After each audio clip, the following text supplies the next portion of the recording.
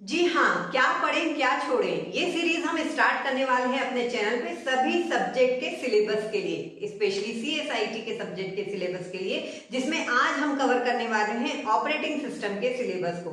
Operating system एक ऐसा subject होता है जो हमारे कॉम्पिटिटिव एग्जाम के पॉइंट ऑफ व्यू से बहुत ही ज्यादा इंपॉर्टेंट होता है। तो यदि हम अपने एजुकेशन में, यदि हम अपने डिग्री लेवल पर, पीजी या यूजी लेवल पर इसके कॉन्सेप्ट क्लियर कर लेते हैं तो हम कॉम्पिटिटिव एग्जाम को अच्छे से क्लियर कर सकते हैं। ये वीडियो उन बच्चों के लिए बहुत ही हेल्पफुल है जो अपनी स्टडी को बनाना चाहते हैं स्मार्ट। जी हाँ, इसमें मैं आपको बताऊंगी कि कौन सा पर्टिकुलर टॉपिक आप छोड़े बिना आगे नहीं बढ़ सकते, कौन सा पर्टिकुलर टॉपिक आपको किस गहराई में पढ़ना है, कौन सा पर्टिकुलर टॉपिक में से आपको न्यूमेरिकल पूछा जा सकता है और कौन से पर्टिकुलर टॉपिक में से आपको एमसीक्यू या फिल इन द ब्लैंक्स आ सकते हैं और कौन से पर्टिकुलर टॉपिक को आपको एज अ निबंध की तरह याद करना है। तो इसी बात पर वीडियो को कीजिए लाइक, अपने दोस्तों के साथ कीजिए शेयर। चलिए शुरू करते हैं आज का वीडियो, जिसमें हम देखने वाले हैं ऑपरेटिंग सिस्टम के सिलेबस में हमें कौन कौन से टॉपिक पढ़ना है और कौन से छोड़ना है।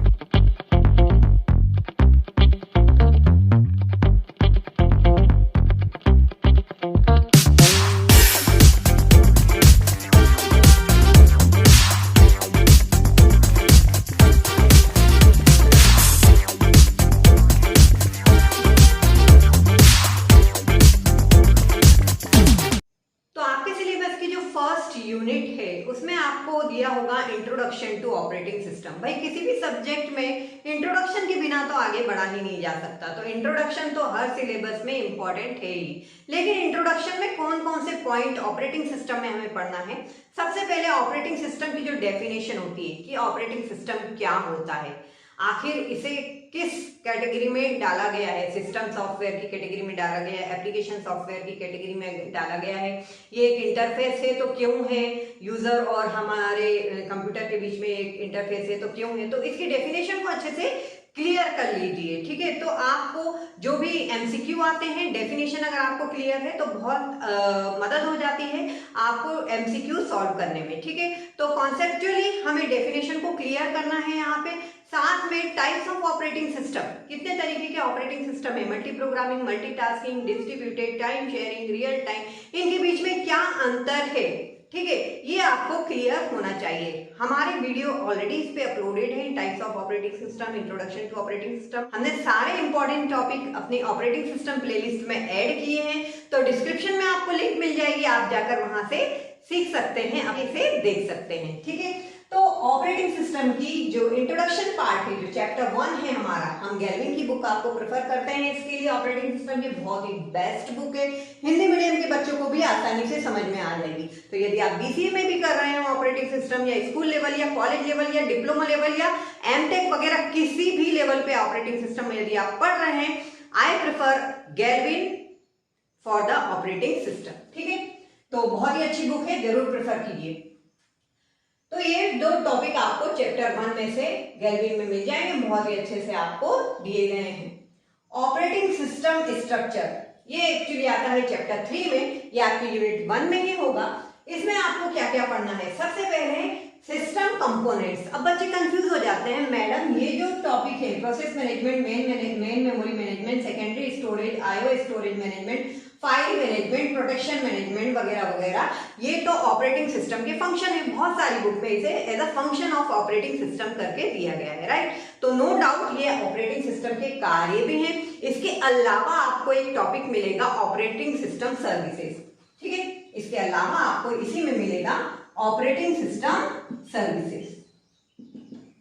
तो कंफ्यूज नहीं होना है, फंक्शन ऑफ ऑपरेटिंग सिस्टम में भी आप ये मेंशन कर सकते हैं। साथ में ऑपरेटिंग सिस्टम सर्विसेज में आपको मिलेगा रिसोर्स एलोकेशन, प्रोसेस एग्जीक्यूशन और बहुत सारे टॉपिक मिलेंगे, तो वो आप इसके साथ में मर्ज करके ऑपरेटिंग सिस्टम के फंक्शन में लिख सकते हैं। बहुत ही इंपॉर्टेंट क्वेश्चन है ये, बहुत ही कॉन्सेप्चुअल सब्जेक्ट है ऑपरेटिंग सिस्टम। जैसा कि मैंने आपको बताया, अगर आप इसको जिस सीक्वेंस में हम सिलेबस को डिस्कस कर रहे हैं यहाँ पे, इसी सीक्वेंस में पढ़ेंगे तो आपको सब समझ में भी आते जाएगा, प्लस आप अपने जो एग्जाम है उसमें हाई स्कोर भी कर पाएंगे और किस तरीके से लिखना है वो भी आपको समझ में आते जाएगा। ठीक है। तो यहाँ पर आपको कितनी गहराई में पढ़ना है, ये वाला जो टॉपिक है इसमें कोई भी न्यूमेरिकल नहीं है, ये पूरा थ्योरेटिकल चलेगा हमारा टॉपिक। ठीक है, टाइप्स ऑफ ऑपरेटिंग सिस्टम में अभी जितना भी मैंने टॉपिक बनाया इसमें कोई भी न्यूमेरिकल नहीं आएगा, आपको पूरा थ्योरेटिकल चलेगा। इस ये कॉन्सेप्चुअल बेस्ड टॉपिक है, अगर आप इसको एक बार भी पढ़ लेते हैं तो आपको समझ में आ जाएगा और आप अपनी लैंग्वेज में इसको लिख सकते हैं। राइट, तो ये हो गया हमारा इंट्रोडक्शन यूनिट में से जो पार्ट हमें पढ़ना है वो। इसके अलावा एक और पार्ट आप पढ़ लीजिए सिस्टम कॉल्स के बारे में। ठीक है, यही लिख देती हूं मैं, सिस्टम कॉल्स क्या होते हैं, सिस्टम कॉल। ठीक है, तो सिस्टम कॉल के बारे में भी आपको आइडिया होना चाहिए, क्योंकि यूनिक्स भी ऑपरेटिंग सिस्टम है और उसमें हम सिस्टम कॉल का यूज करते हैं, तो सिस्टम कॉल के बारे में भी यहाँ पे आपको आइडिया होना चाहिए। तो ये हुआ आपका यूनिट 1 में से आपको क्या क्या पढ़ना है डिग्री लेवल पे भी, और यूजी प्लस पीजी जो भी डिग्री आप ले रहे हैं, और डिप्लोमा लेवल पे भी। ठीक है, तो ये हुआ हमारा यूनिट 1। आते हैं यूनिट 2 पर। जब हम और आगे बढ़ते हैं अपने सिलेबस की तरफ तो हमें मिलता है प्रोसेस के बारे में। ठीक है, प्रोसेस मैनेजमेंट, इसमें आपको प्रोसेस कॉन्सेप्ट क्लियर होना चाहिए। प्रोसेस कॉन्सेप्ट में सबसे इंपॉर्टेंट है स्टेट डायग्राम। ठीक है, स्टेट डायग्राम क्लियर होना चाहिए, बहुत ही इंपॉर्टेंट टॉपिक है एग्जाम पॉइंट ऑफ व्यू से। ठीक है, उसके बाद क्लियर होना चाहिए प्रोसेस कंट्रोल ब्लॉक, इसमें क्या क्या चीजें होती हैं प्रोसेस कंट्रोल ब्लॉक में, ये आपको पता होना चाहिए एमसीक्यू पॉइंट ऑफ व्यू से। ठीक है, उसके बाद आप आते हैं प्रोसेस शेड्यूलिंग। प्रोसेस शेड्यूलिंग बहुत ही इंपॉर्टेंट टॉपिक है, इसमें हमें पढ़ना है प्रोसेस शेड्यूलिंग का जो कॉन्सेप्ट होता है, जो हम यूज करेंगे सीपीयू शेड्यूलिंग के एल्गोरिथम में। तो यहाँ पे हम कॉन्सेप्ट समझते हैं प्रोसेस शेड्यूलिंग का। इसमें आपको क्यूइंग डायग्राम एक मिलेगा, वो आपको पढ़ना है।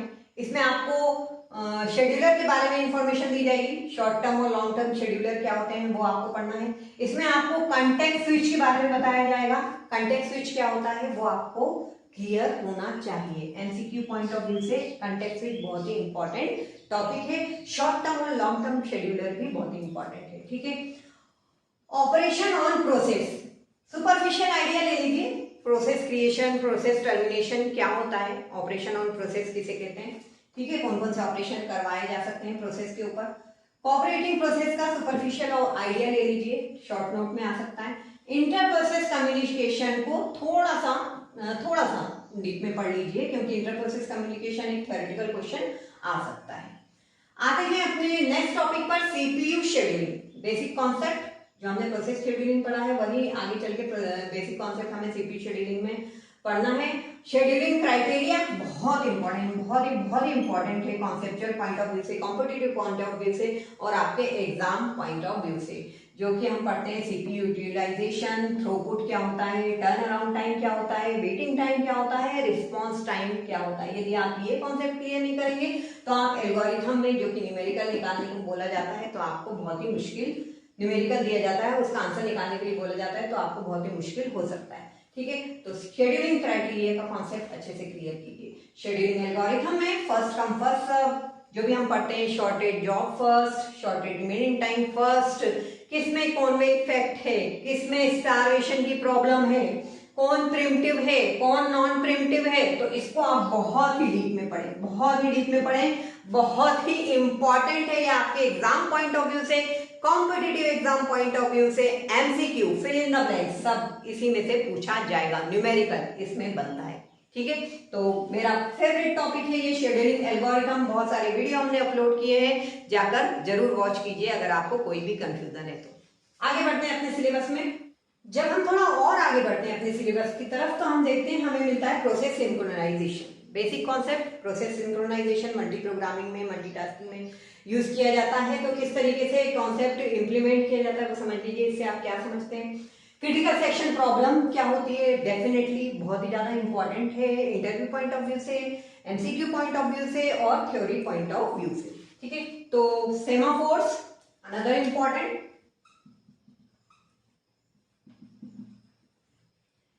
क्रिटिकल रीजन इंपॉर्टेंट, क्योंकि क्रिटिकल सेक्शन पता चल गया तो क्रिटिकल रीजन भी पता चल जाता है। ठीक है, बात आती है फिर क्लासिकल प्रॉब्लम ऑफ सिंक्रोनाइजेशन, इनको कितना पढ़ना है। इसमें हम पढ़ते हैं bounded buffer problem, readers and writer problem, dining philosophers problem, dining philosophers problem. ठीक है, तो इसका आपको लेना है जस्ट आइडिया, क्योंकि आइडिया ले लेंगे तो भी चलेगा, बल्कि दौड़ेगा, क्योंकि अगर हमने आइडिया समझ लिया तो हम इसको अपने शब्दों में लिख सकते हैं। ये इंटरव्यू के पॉइंट ऑफ व्यू से इंपॉर्टेंट है, ठीक है। तो bounded buffer, readers and writer and dining philosopher problems क्या होती हैं ऑपरेटिंग सिस्टम में, ये आपको पता होना चाहिए। तो अब हम आ गए एक ऐसे टॉपिक पर जो है ऑपरेटिंग सिस्टम की जान। जी हाँ, ये एक ऐसा टॉपिक है जिससे आपको बचना बिल्कुल भी नहीं है। मैं आपको यही सजेस्ट करूंगी। बहुत ही इंपॉर्टेंट, बहुत ही कॉन्सेप्चुअल टॉपिक है, जो कि है डेडलॉक। आपको पूरा का पूरा पढ़ना है डेडलॉक वाला चैप्टर। कॉन्सेप्ट समझिए क्या होता है, डायग्राम बना के उसको समझाइए, क्योंकि पूछा जाता है आपसे कि डेडलॉक क्या होता है, कब अगर होता है। Necessary condition for deadlock, interview question मेरे इंटरव्यू में पूछा गया था। तो आपको बताना है कौन कौन सी नेसेसरी कंडीशन होती है। Mutual exclusion, hold and wait, no preemption, circular wait. जब ये चारों कंडीशन एक साथ होती है तो हमारा डेडलॉक अकर होता है। रिसोर्स एलोकेशन ग्राफ उन बच्चों को सीखना चाहिए जो गेट और नेट की तैयारी कर रहे हैं, ठीक है। तो ये अभी यूजी या पीजी लेवल पे तो इतना इंपॉर्टेंट नहीं है, लेकिन हाँ गेट और नेट के लेवल पे ये आपको आ सकता है। तो रिसोर्स एलोकेशन ग्राफ किस तरीके से काम कर रहा है, कब वो डेडलॉक की स्टेट में माना जाता है, तो आप देख लीजिए उसको। मेथड फॉर हैंडलिंग डेडलॉक बहुत ही इंपॉर्टेंट, वेरी इंपॉर्टेंट। बच्चे कंफ्यूज हो जाते हैं, डेडलॉक प्रिवेंशन में क्या लिखना है, डेडलॉक अवॉइडेंस में क्या लिखना है, ठीक है। ये अवॉइडेंस लिखा हुआ है। तो डेडलॉक प्रिवेंशन में क्या लिखते हैं हम, ये जो चारों कंडीशन है ना, वो यदि हम उसको ऐसा कुछ कर दें, ऐसा सिस्टम कर दें कि ये चारों कंडीशन अगर ना हो, तो वो कहलाता है डेडलॉक प्रिवेंशन। और डेडलॉक अवॉइडेंस में हम पढ़ते हैं बेंकर्स एल्गोरिथम, जिसमें हम सेफ्टी एल्गोरिथम भी साथ में लगाते हैं, जिसमें हम ये बताते हैं कि रिसोर्स को किस तरीके से अलोकेट किया जाएगा ताकि वो इन फ्यूचर डेडलॉक की कंडीशन में ना आए। तो ये है डेडलॉक अवॉइडेंस और ये होता है डेडलॉक प्रिवेंशन, जिसमें चारों कंडीशन को हम इस तरीके से सेट करेंगे कि ये चारों कंडीशन हो ही ना, अपने सिस्टम को इस तरीके से सेट करेंगे, ठीक है। और ये जो सेफ्टी एल्गोरिथम है एक्चुअली डेडलॉक डिटेक्शन में आप पढ़ेंगे, लेकिन ये इसमें न्यूमेरिकल है, आता है कॉम्पिटिटिव एग्जाम में भी आता है और थ्योरी एग्जाम में भी आता है, ठीक है। आगे बढ़ते हैं अपने सिलेबस में। तो डेडलॉक आप जरूर से पढ़ के जाइए, इसे छोड़ना नहीं है। इसी बात पे वीडियो को लाइक कीजिए और जल्दी से कमेंट करके बताइए कि कौन से सब्जेक्ट का और सिलेबस आप नेक्स्ट देखना चाहते हैं। ना आगे बढ़ते हैं तो हमें मिलता है नेक्स्ट टॉपिक जो है मेमोरी मैनेजमेंट। बहुत ही इंपॉर्टेंट टॉपिक कॉम्पिटिटिव एग्जाम के लिए, थ्योरी एग्जाम के लिए, एमसीक्यू और फिल इन द ब्लैंक्स के लिए, ठीक है। तो मेमोरी मैनेजमेंट में आपको कॉन्सेप्ट क्या क्या क्लियर करना है। ये कॉन्सेप्ट क्लियर करने के लिए एड्रेस बाइंडिंग क्या होता है, लॉजिकल फिजिकल एड्रेस स्पेस क्या होता है, स्वैपिंग क्या होता है, कंटीन्यूअस एलोकेशन क्या होता है, ये सिर्फ आप कॉन्सेप्ट क्लियर कीजिए, क्योंकि ये नहीं पढ़ेंगे तो आगे का समझ में नहीं आएगा, इसलिए इसको पढ़ना जरूरी है। क्या पूछा जाएगा, इंटरनल एक्सटर्नल फ्रेगमेंटेशन क्या होता है, ये पूछा जाएगा, इंटरव्यू में भी पूछ सकते हैं आपसे और थ्योरी एग्जाम में भी पूछ सकते हैं। पेजिंग, किसमें एक्सटर्नल फ्रेगमेंटेशन होता है, किसमें इंटरनल फ्रेगमेंटेशन होता है। पेजिंग और सेगमेंटेशन में बहुत ज्यादा कंफ्यूजन होता है। एक्सटर्नल फ्रेगमेंटेशन को दूर करने के लिए पेजिंग का कॉन्सेप्ट है। पेजिंग के कॉन्सेप्ट को पढ़िए, इसका जो पेज टेबल है, इसमें एक न्यूमेरिकल बहुत ही इंपॉर्टेंट है जो कि मैंने यहाँ पे बताया, इफेक्टिव एक्सेस टाइम निकालने के लिए, जिसमें हमें हिट रेशो दिया रहता है, ठीक है। तो ये न्यूमेरिकल जरूर करके जाइए, हमेशा पूछा जाता है नेट के एग्जाम में भी। सेगमेंटेशन में एक्सटर्नल फ्रेगमेंटेशन हो सकता है, इंटरनल नहीं रहेगा। तो पेजिंग और सेगमेंटेशन मेमोरी मैनेजमेंट की स्कीम है, इसको आपको कॉन्सेप्ट पढ़ना है, ये आता है थ्योरी एग्जाम में।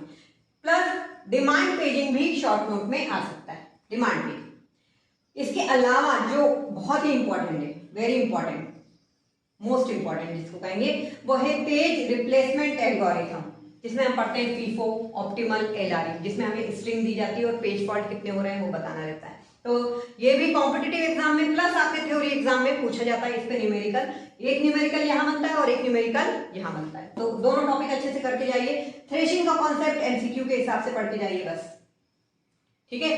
शॉर्ट नोट में आ सकता है, तो आपको कॉन्सेप्ट क्लियर है तो आप अपने शब्दों में भी लिख सकते हैं। आगे बढ़ते हैं अपने सिलेबस की तरफ।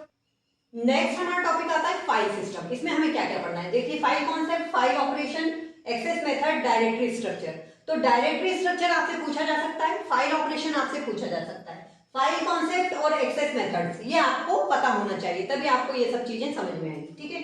सेकेंडरी स्टोरेज टॉपिक आता है, उसमें आपको पढ़ना है डिस्क शेड्यूलिंग, एक ही चीज पढ़ना है डिस्क शेड्यूलिंग, जिसमें आपको डिफरेंट एल्गोरिथम पढ़ना है। ये एक न्यूमेरिकल पूछा जाता है कि कितने ट्रैक इसमें लगेंगे, एक स्ट्रिंग दी जाती है हमें, तो हमें एल्गोरिथम कोई सी भी एल्गोरिथम आ सकती है, CFS, SSTF, SSScan, CScan, loop, तो ये शेड्यूलिंग एल्गोरिथम कहलाती है। इसमें हमें ट्रैक कैलकुलेट करने के लिए पूछा जाता है कि कितना ट्रैक का मूवमेंट हुआ, ठीक है, तो ये भी न्यूमेरिकल क्वेश्चन यहाँ से बनता है। तो मुझे लगता है ये वीडियो आपके लिए काफी हेल्पफुल है।